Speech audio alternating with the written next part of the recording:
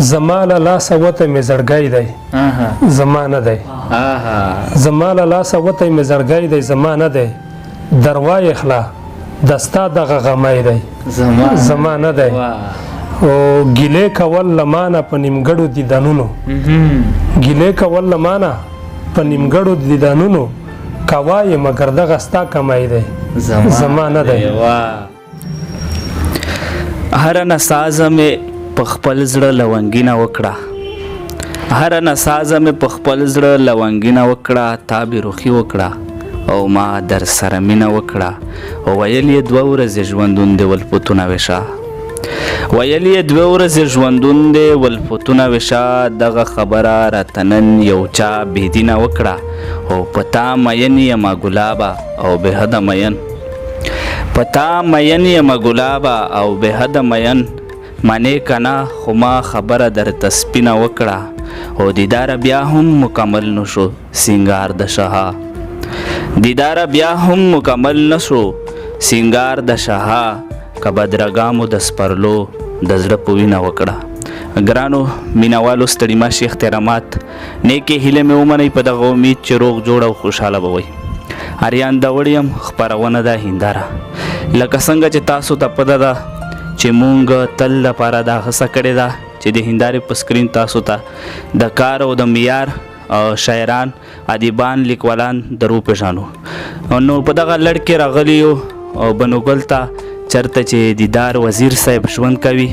یقینا دیدار وزیر صاحب یو داسې شخصیت دی چې ټول لر او بر پښتون افغان ولس یې پېژني هیڅ قسمه د تروپ محتاج نه دی نن به د سره د شاعرۍ په هکله خبرې اترې کوو او دنه به شاعري هم اروو نو راځئ ملګرو چې دیدار صاحب سره ستړي مشي وکړو او نو په ټولو نه اول زه په خپل پروګرام هنداره کې دیدار وزیر صاحب تاسو ته مینه هرکلی او ستړي مشي یا ستړی مشي قربان ډیره مننه د هندارې چې څومره کتین کې دي څومره خوشحوین کې دي هغه ته د مو د طرف نه هم نیکې هیلې او احترامات ډیره مننه چې مو د خپل وخت وکړو مننه دیدار صاحب دا مهال مو ژوند څنګه روان دی ژوند خو که زه درته ووایم چې معیاري دی دا بیخي هغه دروغ وي ځکه چې د پښتون افغان وطن ژوند د میږي توسې په وړاندې دی چې څرنګه ژوند دی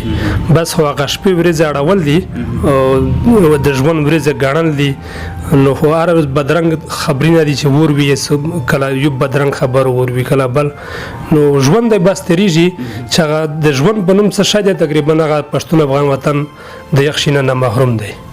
مننه دیدار صاحب د پروګرام آغاز به د غزل نه کوو نو په شروع کې یو غزل در نارووم بیا به مخکې ځو مننه غزل خو دا یو لیکلی مې دی چې لمحه لمحه ارشاد د کرب و درد سره په جنگ سړی یم لمحه لمحه لمحه لمحه د کرب و درد سره په جنگ سړی یم ښکلیا ما مه چېړه ما پرېږده ډېر ملنګ سړی یم او که د احساس سترګې لري ما د ګلاب وګڼي که د احساس سترګې لري ما د ګلاب وګڼي که مې د سر په سترګو ګوري نو بدرنګ سړی یم زبردست او دا شعر ده چې د غنم رنګو اشنایي را سره ښایي ځکه د غنم رنګو اشنایي را سره ښایي ځکه چې په زړه سپین یم په ظاهره غنم رنګ سړی یم زبردست د غنم رنګو اشنایي را سره ښایي ځکه چې په زړه سپین یم په ظاهره غنم رنګ سړی یم او زما یاران دې په ډاډا زړه ګواهي ورکوي زما یاران دې په ډاډا زړه ګواهي ورکوي نه دا ورنګ سړی یم زه نه د فرنګ سړی یم زبردست دا بیا زما یاران دې په ډاډا زړه ګواهي ورکوي نه دا ورنګ سړی یم زه نه د فرنګ سړی یم او د ګلبدن له غاړې تاو کړم لاسونه دواړه د ګلبدن له غاړې تاو کړم لاسونه دواړه دیدار وزیر نن سبا لا چې لونګ سړی یم ډیره مننه لکه څنګه دیدار صاحب ما د پروګرام په شروع کې وویل چې تاسو هیڅ قسمه د تروپ محتاج نه نو یقینا دا داسې ده خو زمونږ د پروګرام چې خپل کوم روایات دي که هغې تر مخه مو زمونږ مینوالو سره لنډه پېژنګلو وکړه چې دیدار وزیر صاحب څه نومیږي د کوم ځای دی او څه کار روزګار کوي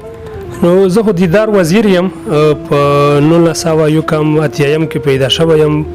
د شمالي وزیرستان تحصیل میرلی لرې پرته سیمه د خیسور په هغه زیږېدلی یم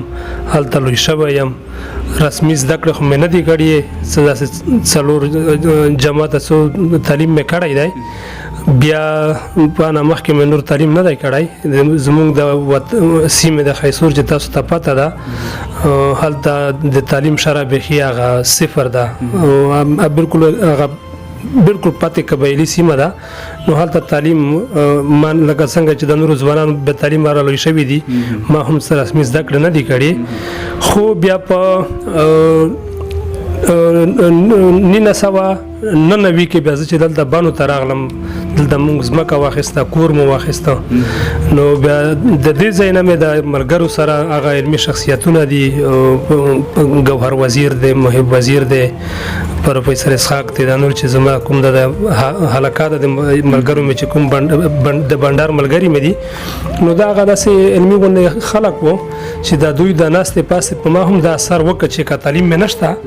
خو چې زه مطالعه وکړم بیا مې په دې لړ کې تقریبا هر قسم مضمون مطالعه وکړه که سیاست دی که تاریخ دی که ادب دی که فلسفه ده یعنی چې څومره هم کېدلی شوه زمانه دومره مې مطالعه وکړله اوس دومره یم چې د ملګرو سره پې 3-4 خبرې کولی شم نور مې رسمي تعلیم نشته او مننه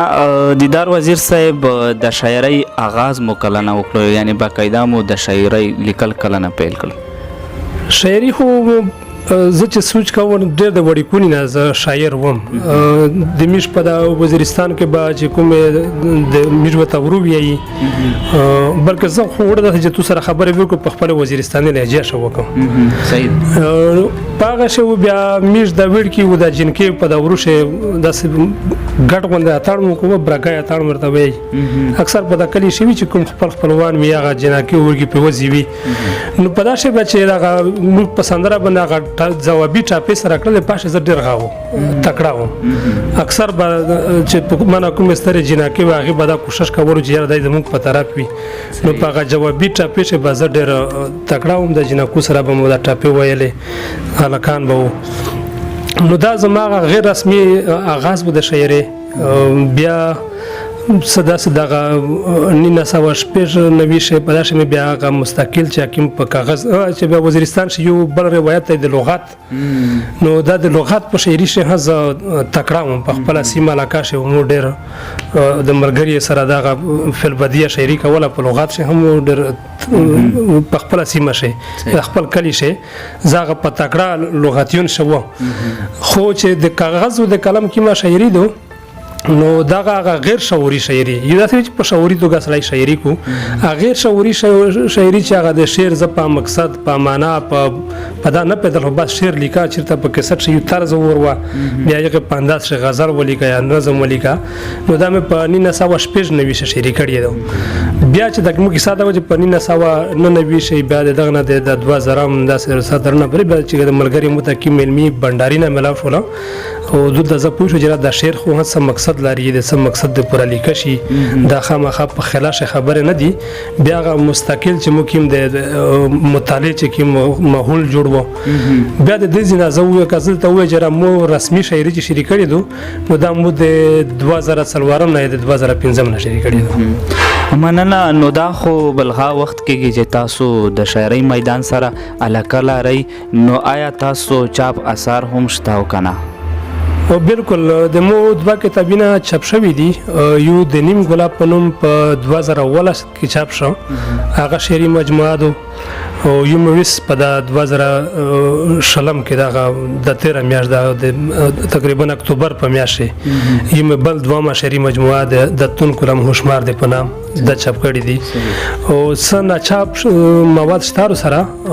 چې هغه هم کوشش کوو لګیا په یو د لنډ کیسه یو کتاب دی چې 2014 افسانې مې لیکلې دي په باندې مې 4 شری کړي دي نو زر کې مندا شو ان شاء الله دا د 2020 په د نیمه شي مخیاله چې دا چاپ شي او یو د کابل یو سیمینار په کابل کې په هغه ته چې موږ تللی وو داسې بشپړ سفرنامه خو به نه وي چې د سفرنامې کوم فن دی خو داسې د راپورتاژ یو شماره چې راپورتاژ به وي د مزې د تورخم په نوم باندې یو ناچاپ کتاب دی هغې باندې هم کار لګیا دی چې زه بشپړ کړم نو دا 2 کتابونه به د زما د شاعري مجموعې نه پس دا 2 کتابونه راځي. صحیح مننه. نو داسې کوم یو شخصیت دی چې تاسو زیات ترې متاثر یې او خپل استاد یې ګڼئ یا ادبي زده کړې مو ترې کړې وي؟ نو زه خو داسې نشم څه ویلی چې یاره زما دغه یو مشخص استاد دی چې یاره ما د دې نه زده کړې کولې خو ما چې کوم د نیم ګلاب کتاب چاپ کړی دی هغې کې چې ما خپلې خبرې کومې لیکلي دي د دې ما په تفصیل سره ذکر کړی دی هغې ما داسې کړي دي چې اول 2 کسان زما خپل د تره زامن وو هغې سره به ما د لغات علاقه کولو مثال دا تجربه به مې کوله نو هغې په ذریعه باندې ما لغات شاعري زده کړه فلبدیه شاعري بیا د هغې نه پس د بکاخیلو د سیمې یا د یو ډېر مشهور شاعر د مزخیه شاعر منتظر وزیر د ډاکټر محب وزیر تره دی نو د کافیې و ردیف ما د هغې نه زده کړي دي چې را کافیه څه شي ته وایي و ردیف څه شي داسې مشاعري کوله خو دا پته نه راته لګېدله چې کافیه څه شی دي و ردیف څه شی دي نو بیا منتظر ما ته دغه وشوي دي چې یاره دا کافیه ده و دغه ردیف دی د دې نه پس بیا چې دا کوم معیاري لیک دی نو په معیاري لیک شي بیا زما سره ډاکټر محب وزیر ګوهر وزیر خاص د ګوهر وزیر ذکر به زه کوم چې هغې ما ته یو 2 کتابونه وښودل چې راته د دغه 2 کتابونو مطالعه وکړه په هغه کې یو ادب څه دی سحر یوسفزي لیکلی دی هغه ډېر ښه کتاب دی د زده کړې دپاره چې مثال څوک ادب ته وړومبی راننوځي نو هغې دپاره پکار دی چې ادب څه دی کتاب ولولي په هغې کې ډېر معلومات دي د افسانې په هکله د ډرامې د ټولو اصنافې په هکله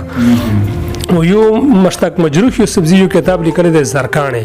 چې په هغې کې هم د شعر د مثال د غزل پېژندل د نظم پېژندل یا کفیه څه شی دي تشبیه څه شی دي استعارات څه شی دي نو دا 2 کتابونه ما ته ګوهر وزیر وشوي دي چې یاره ته دغه 2 کتابونه مطالعه کړم نو چې ما مطالعه کړل د دې په وساطت سره ما هغه مطالعه ته مخ کړلو نو بیا چې د کوم د فکر یا د نظر سره آشنا کول وو نو په دې کې کردار به د ډاکټر محب وزیر د چې هغې به ما ته داسې کتابونه په ګوته کوه چې را دغه کتابونه ګوره چې هغه د ټولنیز احساس د هغې نه جوړېده هغې د قومي شعور په لړ کې هم خپل یو رول لري هغه کتابونه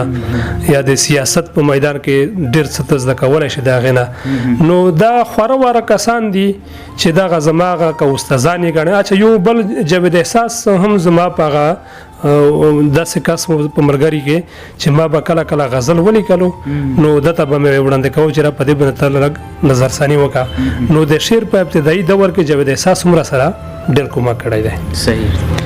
مننه. دیدار وزیر صاحب داسې کوم ادبي تنظیمونه دي چې هغې سره تاسو باقاعده ناسته پاسته کوئ یعنی غونډې ورسره کوئ؟ نو دا سلسله خو ځنې داسې ده چې زما خپل چې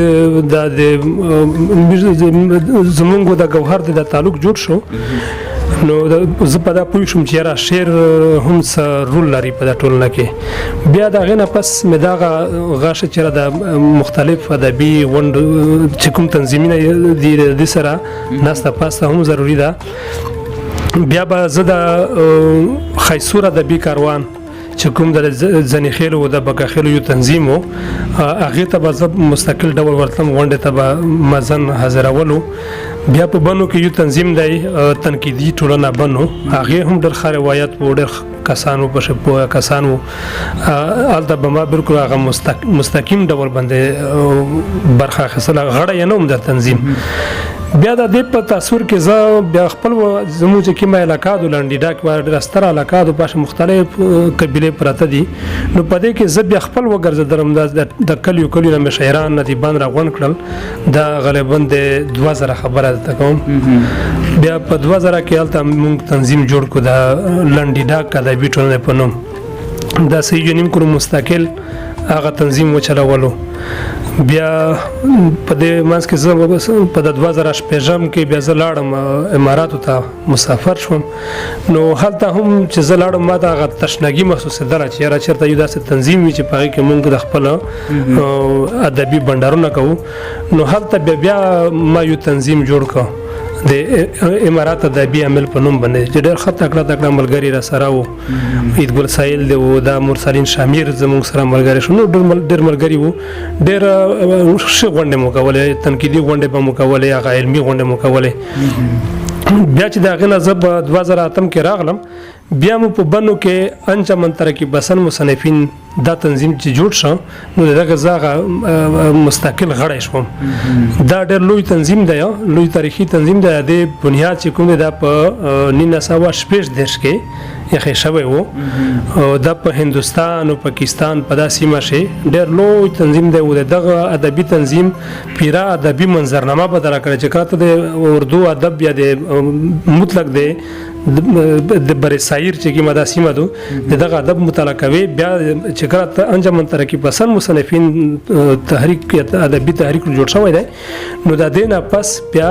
مکمل دغه منظر بدل شوی دی، ادبي منظر بدل کړی دی. دغه په ژوند باندې ډېر لوی اثر د انجمن ترقیب پسند مصنفین په داسې ډېر لوی نمونه دي. پاشه فیض احمد فیض دی، پاشه احمد ندیم قاسمی دی، پاشه سجاد ظهیر چوال چې کوم یې غاو بانی و هغه دی. خو چې دا څومره لوی نمونه ته وینې نو دا ټول د انجمن ترقیب پسند مصنفین غړي و دا کسان. بیا په 2008 کې سلیم راز صاحب چې راغی په بنو کې مونږ د دې تنظیم غړي شولي جوړ شولي. میر محب وزیر دی او ګوهر دی او دا ټول ملګري. بیا د 2008 نه تر 2015 را سمون د انجمن ترقیب پسند مصنفین غړي وو. بیا په 2015 کې چې بیا انجمن ترقیب پسند مصنفین په دوه برخه وویشل شو. یوه ډله یې د راحت سعید چې د کراچۍ دی هغه ډېره ښه چار کوي، ډېر ښه کار کوي. اوس هم لګیا دي، مجلې چاپ کوي او مترقي فکر خورول شي هغه ډېر زیات کردار دی. ځینې خلک د راحت صحیح چې کومه ډله وه داسې جوړه شوه او یوه ډله چې کومه وه هغه چې زمونږ سلیم راز صاحب د هغې ډلې غړی و او داسې د پنجاب لیکوالان وو. خو داسې په دوې ډلې تقسیم شو د انجمن ترقیب پسند مصنفین. نو په دې دوران کې موږ د 2008 نه تر 2015 پورې ډېر زیات کار کړی و. منې د کراچۍ د پنجاب د چې څومره هم په پاکستان کې تنظیمونه دي که مرکزي تنظیم دی که هم صوبایي دي ضلعي دي هغه بار زمونږ د غونډو اعتراف کول چې د بنو تنظیم ډېر ښه کار کوي. نو دواړو ډلو دا غوښتل چې یاره دغه تنظیم چې کوم د بنو دی دا زمونږ سره شي، یوه ډله به چې زمونږ سره شي. خو بیا مونږ فیصله داسې وکړه چې نه مونږ به نه د یوې ډلې یو د انجمن ترقیب پسند مصنفین او نه به د بلې ډلې یو. بیا په دې لړ کې مونږ په چارساده کې په 2015 کې ازي کړی وه غونډه راوغوښتله چې د ټول پښتونخوا او د قبایلي سیمې لیکوالان موجود وو، تقریبا 70 کسان وو. هغه ځیګړی بیا مونږ غا ورکړو، یو اجنډا مو ورکړه چې مونږ څه وکړو. مونږ د انجمن ترقیب پسند مصنفین سره شو که شو نو په کومه ډله کې پاتې شو یا که مونږ د انجمن ترقیب پسند مصنفین نه ځان را بیل کړو مونږ خپل د پښتنو یو مترقي لیکوال تنظیم جوړ کړو. په دې باندې بیا بحث وشو. ټول ملګري چې څومره وي یو کس و زمانه یو اسلامي د غربن فقیر شاه نامې و کمرېډ دی یو هغه خو مخالفت یې وکړلو چې نه مونږ کوو. بیا د سلیم راز سره و. نور چې د څومره کسان وي دا 80 کسان دا په دې متفق شو چې نه مونږ به خپل د پښتنو یو مترقي ادبي تنظیم جوړو چې هغه به مترقي فکر ته حکومي فکر ته کار کوو. نو په 2015 کې بیا مونږ پښتانه مترقي لیکوال تنظیم جوړ کو. نو د 2015 نه دا 2020 دی. اوس د مترقي لیکوال سره زه یم او ډېر ښه کار کېږي. زموږ تنظیم د جنوبي پښتونخوا په 98 ولسوالۍ کې هلته تنظیم لري. په خیبر پښتونخوا کې وزیرستان، بنو، ډی خان، هنګو، پړه چینار، مومند، بجاوړ، چرساده، پېښور، مردان په دا ټولو ضلعو کې زموږ تنظیم موجود دی او ډېر ښه کار کوي او ډېر په فکري بنیادونو باندې کار کوي. صحیح. مننه دیدار صاحب یو د وزیرستان په حق له تاسو نه سوال لرم چونکې تاسو د وزیرستان سره تعلق لرئ د وزیرستان ادبي هلې ځلې په اپریشن ضرب عذب نه وروستو او مخکو تاسو دې ته په کوم نظر ګورئ؟ مننه څو پرې چې د ضرب عذب اپریشن نه مخکې تعلق دی نو ما د وزیرستان په یوه غونډه کې هم برخه نه ده اخیستې وجوهات یې دغه وي چې یو خواته چې څومره هم د خلک وو د دې هغه فکري موخه واضحه نه وه چې دا خلک ادب تخلیق کوي د څه شي دپاره تخلیق کوي دا غواړي څه شی ځکه چې په یو سټیج به مو د ټوپک د کمربند کس لیده چې ناز به وو نو په هغې سټیج باندې به یو شاعر هغه به شعر هم ویل بل بداد هم په ورکولو په دې وجه باندې ما په اپریشن ضرب عذب نه مخکې د وزیرستان په یوه ادبي غونډه کې هم برخه نه ده اخیستې نو زه دا نه شم ویلی چې په اپریشن ضرب عذب نه مخکې بیا هم کار کېدلو هلته لکه مثال له اقشا درپخیل صاحب د کار کړی دی ډېر ښه کتابونه یې لیکلي دي تاریخ یې لیکلی دی که څه هم په تاریخ په ځینې نکات باندې سړي ورسره هغه اختلاف کېدلی شي چې یاره دغه تاریخ داسې نه ده چې کوم تا لیکلی دی خو بیا هم کار یې کړی دی بیا هلته چې کوم سیف مومند و هغې ډېر هغه ادبي روزنه د خلکو کړې ده جاوید جان صاحب د شول د دغه خلکو به کار کولو خو ما ورسره هیڅ ناسته پاسته نه ده کړې البته د ضرب عذب اپریشن نه پس دلته بنو کې بیا موږ یو داسې کار وکړو چې درې غامونږ دلته څانګې جوړه کړلې مثال یوه داسې چې په هغه کې زموږ سره همایون داوړ نصر علي خان غلام ملک خدای دا وبخشي نور څو مشران و مونږ پروفیسر اسحاق دی عمران دی او دا زمونږ ملګري وي هلته زمونږ په کور دی په لانډا کې هلته مونږ یوه غونډه وکړه چې رامونږ به د وزیرستان دپاره یوه داسې کمیټي جوړوو چې د وزیرستان د کډوالو هغه ضرورتونه به حل کوو نو یوه موده د خدمت لپاره کمیټي جوړه کړه چې په هغه کې نصر علي خان دی او همایون داوړ دی او ملک غلام دی ډېر ښه رول ولوباوه د وزیرستان یې ډېر د خوارانو غریبانو چې کوم خدمت وایې وکړو دوم بیا موږ دلته په د وزیرستان د کډوالو دپاره چې په هغه کې زه وم پروفیسر اسحاق ګوهر محب عمران دا څو ملګري وو په د پیرهغه بغ سکون هوټل شم دلته بیا مشوره سره وکړه چې دغه کډوال بچیان خرابېږي د دې لپاره به څه کول وي نو بیا موږ په دې فیصله وکړه چې موږ به د بچا خان فری ایجوکیشن سنټر په نوم باندې یو غا جوړ کړو ځای چې دلته کډوال چې کوم ماشومان دي دلته به هغه فری ټیویشن ورکوو نو په هغې کې بیا پروفیسر اسحاق دی او پروفیسر عنایتګل دی بیا ډېر ښه رول ولوبولو د خپله وسه یې دغه کډوالې چې کوم بچیان وي هغه ځای یې نه شوله بل هغه د فکر ورکولو دپاره موږ ورته ټورنمنټونه جوړول څه هلته زما د خوښې چې کوم ټیم و د نور محمد ترکي ټیم و هغې دپاره ما وردې راکړې بیا ټول سټوډنټان ته ما ورغستې وې چې تاسو زما د ټیم خلک یې دا دوه خو درېیم اړخ بیا زموږ داسې و چې موږ د وزیرستان چې کوم داسې شاعران لیکوالان دي چې هغه په فکري حواله زموږ سره جوړ وو نو هغې دپاره بیا موږ د انجمن ترقي پسند مصنفین د پښتانه مترقي لیکوال تنظیم برخه مو هم کړل خو موږ به هر کال د هغې دپاره په بنو کې د وزیرستان د کډوالو شاعرانو په نام باندې یوه غونډه کوله چې هغې ته به موږ د پښتونخوا نه د مختلفې سیمې نه به مو شاعران لیکوالان به راغوښتل لوی لوی کسان هغې به راتلل بیا داسې سیمینار غونډه موضوع به هم به مشاعره به وله نو په هغې ذریعه باندې بیا موږ ته ډېر تکړه ملګري په وزیرستان کې په لاس راغلل درګیر داوړ دی عادل داوړ دی یحیی خودار دی نور ډېر داسې کسان چې هغه زموږ د فکر او د نظر او د نظریې ملګري خلک وو خو بیا دلته بیا داسې وشو چې یو تنظیم بل هم جوړ شو په څه نام یې و زما د ذهن نه وتو هغې لږ داسې وکړه چې موږ چې څه کول غوښتل هغه ذهن لږ په غاب بیا د یو ځل موږ دا کوو چې د خلک نظریات وچېړي د خلک ادبي تیوري وچېړي د خلک علمي بحثونه وکړي خو یو تنظیم بل چې کوم جوړ شو هغې بیا د خلک بیا واپس هغه ځای بودو چې نه په کافیه به په غزل کې داسې لګوي کافیه د دغه غلطه ده یا خو اوس چې کوم په وزیرستان کې غونډې شي یا د رڼا والي شي یا د ټوچ یا د بیټورن شي یا د نور چې کوم دي نو دا ډېر خیر روان دي یقینا چې زه ډېر مطمئن یم چې یوار د زما سره د مشال رادیو نجیب امیر په دغه حق لا د وزیرستان د اوس موجوده چې کومه د صورتحال دی په دې زمانه تاسو کړي وو خو ما هغه ته هم د اطمینان څرګندونه کړې و چې اوس موږ مطمئن یو چې په وزیرستان کې به علمي ادبي کار کیږي نو دا د ضرب عذاب اپریشن نه پاتې کوم کار روان دی علمي ادبي کار نو د دې نه موږ مطمئن یو. صحیح مننه دیدار وزیر صاحب. یو مې بل سوال په ذهن کې راځي، زه غواړم چې دا تاسو نه تاسو وکم چې شاعر ته د کام سترګې ولې ویل کېږي؟ نو داسې ده چې شاعر او ټولنه دا یو بل سره لازم او ملزوم دي. مثال په یوه ټولنه کې یوه داسې حادثه پیښیږي چې د هغې اثار په ټولنیز ژوند ژواک باندې وي. د هغې شاعر هم د هغې ټولنې برخه ده، نو شاعر هم ځنې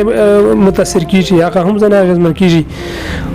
خو به د شاعر و دغه چې کومه حادثه وي یا کومه ستونزه وي هغه ته چې کوم هغه غا دی هغه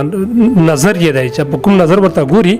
نو دا د ټولنې د نور انسانانو نه په مختلف انداز ورته ګوري. مثال یو سړی دی داسې بار ته په د سړک باندې مثال چاودنه وشوله، یو خبریال راشي هغه راپورټ ورکړي چې دلته چاودنه وشوله، دومره کسان پکې زخمیان دي، دومره کسان پکې وژل شوي دي. خو شاعر چې رادرومي دغه چې دغه خبریال یا راپورټر چې کوم راپور ته یو کړی دی دغه دای هم را کوي کلم بند کوي. خدای به د یغه چاودنې چې حکیم شدت ته هغه په جذباتي انداز وړاندې کوي او هغه د ټولنې چې کوم خلزنه اغیزمن شوی دی هغه د په داسې انداز پېښوي چې د خلک د ولس د دغشي سره هغه په زړینه کې یا په دماغ شي یا په نفسیات شي هغه رحم پیدا شي. مثال کا یو خبریال راپورټ جوړ کو چې دومره کسان مړ شول بس تاسو دومره رسدي، خو شاعر چې هغه پېښ کوي د نړۍ ته هغه بیا په داسې جذباتي انداز پېښ کوي چې د نور چې کوم انسانان دي یا انساني ټولنه دو هغه به د دې شي نه مثال د چاودنې نه بکرکه کوي، د دینه به نفرت کوي او د په شعر او د په چې کوم الفاظ د منظم کړي دي په هغه کې به داسې یو اثر وي، ژور اثر به وي چې هغه اثرات به بیا بیرته په ټولنه باندې وي. یعنی شاعر د ټولنې نه اثر اخلي بیا د تخیل په بټۍ کې بیا تیاروي، بیا یې بیرته چې ټولنه ته ورکوي هغه ډېر په بدل رنګ باندې. مثال سونادو زار دي چې ام په ځمکه غورځېدلي وي ته یې راوخله زار دي سونادو، خو چا سنت را واخلې زرګر ته یې ورکې زرګر یا هغه بیا په هغه اور کې ولې کي نو بیا هغه پېزوان هم جوړولی شي، نتکۍ جوړولی شي. هغه زر چې د بیا بل چا ته وړاندې کوي نو هغه بدل انداز باندې وي. نو لازمي خبره ده چې په اول نظر د چې کوم زر سنا لیدلې وي په دوم ځل چې کوم زرګر جوړ کړي وي تراشلي وي هغه به تا تاریخ روغ لیدل شي ښکلي بلد شي. نو د شاعر د معاشري سترګې ته په دې نظر خلک وایي. بل د باس به ډېر ویشي خو په تاریخي حواله باندې ډېر څه بیا د شعر په غبنه شوي هم دي، ټولنیز بدلونونه راغلي دي. مثال کمیش د غا انقلاب کسي د لینن انقلاب کسي هغه ته چې مخ کوم لیکوالانو کوم تخلیقات کړي دي کاغه چا ډرامې لیکلي دي کا چا ناولونه لیکلي دي نو هغه په ولس کې د انقلاب لپاره یو ذهنسازي کړي ده. نو سیاست مثال کوم دا څه چې سیاست چې کوم دی هغه یو د بدلون لپاره د انقلاب لپاره سیاست یو عملی کار کوي چا بالکل سیاست کوي او ادب د دغه انقلاب لپاره ځانسازي کوي. ځانسازي مثال خام مواد چې کوم د ذهن ذهني خام مواد چې کوم تیاریږي هغه ادب د کردار لوبوي. مثال دا کمره د جوړیږي د دې لپاره خشت دي سیمټ دي شګه د رمل دي دغه خلک راوړي، خو چې کله دا جوړ شي بیا مستری چې کوم دی هغه د دې شي نه بیا غا جوړ دیوال جوړ کی. دا سه ادب هم د خلکو په ذهنونو باندې کار کوي، خام مواد تیاروي، خو چې کله سیاست شي نو هغه خام مواد چې کوم د شعر د لارې راغلي وي فکری خام مواد هغه ته بیا سیاستدان د ویرا د شکل ورکی د دیوال شکل ورکی. صحیح مننه دیدار وزیر صاحب. په اخر کې یو سوال درنه کوم چې تاسو زموږ د پروګرام ته هنداره پروګرام ته په کوم نظر ګورئ؟ هنداره ته خو زه په ښه نظر ګورم ځکه چې دا د سوشل میډیا دور دی. مخکې به داسې وه چې د تو چې کوم خپل اوز و یا تو څه ویل غوښتل هغې دپاره د ډېر محدود وسایل مثال یا رادیو و یا ټي وي و یا اخبار و نو هر چا دومره غا نه لرلو هغه سټیم نه چې ورته وایي یا دومره توان نه لرلو چې هغه بدللی په ټي وي باندې یا په رادیو یا اخبار باندې به خپل پیغام رسولو. اوس خو جدید دور دی د ساینس او ټکنالوژي دور دی. اوس په لاس کې ستا سره بس ټي وي هم دی اخبار هم دی رادیو هم دی هر شی ستا سره په لاس کې دي چې دلته یوه خبره وکړې نو د نړۍ ګوټ ګوټ ته هغه رسېږي. مثال ستا سره په د هنداره کې به داسې ملګري هم وي چې هغه به د اروپا وي هغه به د افغانستان وي هغه به د هندوستان وي نو دا هغه نړیوال کلی چې ورته وایي د سوشل میډیا بالکل هغه نړیوال کلی دی. نو په دې کې چې تاسو کوم کار کوي چې د یو کس پیغام یا د یو کس پیژندګلوي و نړۍ ته رسوي نو دا ډېر ښه کار دی. خو یوه خبره به وي چې اکثر د داسې مراکب په شکل کې لکه تاسو چې زموږ نه وکړله دا یو بالکل یو ډېر غیر معیاري مراکب اکثر زه د چا سره مرکه نه کوم چې راته زما سره مرکه وکړه درشي درته ووایي چې راته یو غزل راته ووایه یار زما په غزل نه زه چې تا ته غزل وایم خو په خپل فیسبوک به یې شیر کړم. تاسو چې کومې د چا سره مرکې کوئ چې هغه باید علمي مرکې وي یا په سیاست په ادب په فلسفه بل کسان وګورئ چې مثال یو کس هغه به د تاریخ نه خبر وي نو تاسو د خپل پروګرام په وساتت یوه ګنټه یو ساعت وخت ورکوي چې هغه درته په تاریخ خبرې کوي. څوک دته د وطن په وسایلو وغږېږي څوک د وطن په ملکي او بین الاقوامي سیاست خبره وکړي څوک دته په ادب صرف دغه د یوه شعر ارمولو دپاره محدودول به اهمیت نه ولري. نور هنداره ته زه په ښه نظر ګورم. مننه دیدار وزیر صاحب د پروګرام په دې برخه کې زموږ مینوالو ته مو دوه درې غزل ډالۍ کړل نو دا به مو ډېره مننه یو غزل به درته ووایم مطلب ده چې زما له لاسه وتی مې زړګی دی زما نه دی زما له لاسه وتی مې زړګی دی زما نه دی دروای خلا د ستا دغه غمی دی زما نه دی او ګیلې کول له مانه په نیمګړو دیدنونو ګیلې کول له مانه په نیمګړو دیدنونو کوای مګر دغه ستا کمی دی زما نه دی او په سر باندې یې واړه مورچلونه د اغیارو په سر باندې یې واړه مورچلونه د اغیارو زما د غره کاڼې که لرګی دی زما نه دی او پرون یو چا پردی راته ستایلی پرون یو چا پردي راته ستایلی یو پښتون دی پرون یو چا پردي راته ستایلی یو پښتون دی ما ویل ورته بېشکه چې زمری دی زما نه دی او په ما باندې خو بار دی ټیټه ملا ورلاندې ګرځم په ما باندې خو بار دی ټیټه ملا ورلاندې ګرځم دا ژوند دی که د ژوند په نوم څه شی دی زما نه دی په ما باندې خو بار دی ټیټه ملا ورلاندې ګرځم دا ژوند دی که د ژوند په نوم څه شی دی زما نه دی او دیداره ما خو تل دی په خپل ځان پورې خندلي دیداره ما خو تل دی په خپل ځان پورې خندلي دا کوم تصویر چې بل چاته مسکی دی زما نه دی. ډېر زبردست اخري یو بل غزل به راسره شریک کوي باز به مرکه راوړو نو بل غزل به تر پیدا کړم زه اچھا دا غزل دی نور هم بلا جهان آباد دی د خپل ذات نه اخوا نور هم بلا جهان آباد دی د خپل ذات نه اخوا خو که ورتیر شي د وجود د سمانات نه اخوا او تاله منبره د مرګونو فلسفه بیان کړه تاله منبره د مرګونو فلسفه بیان کړه اوس بلشونه کوي رقص تا د جمعات نه اخوا تاله منبره د مرګونو فلسفه بیان کړه اوس بلشونه کوي رقص ستا د جمعات نه اخوا او د شته رنګونو تصور به هلته کوم ډول وي د شته رنګونو تصور به هلته کوم ډول وي چا خو ویل چې نور هم شته د موجودات نه اخوا او د مدعا لاسته راوړنه د جذبې جمود دی د مدعا لاسته راوړنه د جذبې جمود وي د پرمختګ دراز دنیا د بیلات نه اخوا د مدعا لاسته راوړنه د جذبې جمود وي د پرمختګ دراز دنیا د بیلات نه اخوا او شمکوره خلک یو خو بل خو اچوي لاسونه شمکوره خلک یو خو بل خو اچوي لاسونه د کشالو حل لټوي د التفات نه اخوا او مړېدل نشته په دیدار رسخت راکه چې زم مړېدل نشته په دیدار رسخت راکه چې زم نور مې کارونه دي د ستا د ملاقات نه ډیر زبردست دیدار وزیر صاحب د پروګرام په دې اخیری شبو کې زمونږ مینوالو ته د ځوان کول ته تاسو څه پیغام ورکول غواړئ؟ نو پیغام خو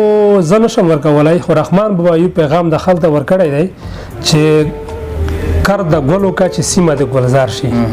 ازغي مکر په پخو کې به د خار شي. نو د رحمان بابا په دې شعر باندې باید چې ولس عمل وکړي د داسې رویې نه ځان ژغورل ډېر لازمي دي چې هغې نه انسان ته تکلیف رسي او ټولنه بدرنګوي وطن ورانوي د چا په خوله باندې یا د چا په خوله باندې پکار ده چې د هغې په ځي باندې مینه ورورولي محبت دې ته کار ووایي او هر څوک دغه په ځان لازم وګڼي چې یاره چې زه د ولس او د کام دپاره داسې د خیر ښېګړې کار وکړم چې سبا مې هغه ښه یادېږي نه چې داسې کار وکړم داسې اغزي وکړم چې سبا را باندې خلک تهمت وایي لعنت را باندې وایي. نو بس ښه ژوند تېرول دا د انسان دپاره تر ټولو مهم سبق دی. صحیح. ډیره مننه دیدار وزیر صاحب چې مونږ ته خپل قیمتي وخت وایستو